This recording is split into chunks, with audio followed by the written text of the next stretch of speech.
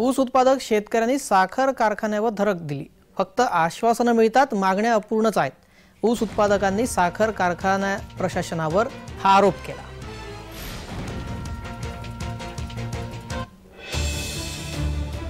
ऊस उत्पादक शेतकऱ्यांनी कारखान्यावर मोर्चा काढला, धडक दिली। फक्त आश्वासनं मिळतात, मागण्या पूर्ण होत नाही असा आरोप सुद्धा साखर कारखाना प्रशासनावर या ऊस उत्पादकांनी केला।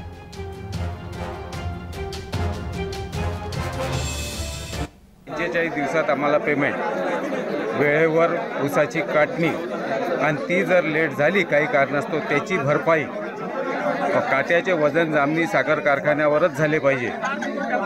आणि तसेच अजून कोणत्या काट्याचे SMS, त्याच्या वजनाची काटापट्टी आणि गाळणी पट्टी ही आम्हाला मिळाली पाहिजे।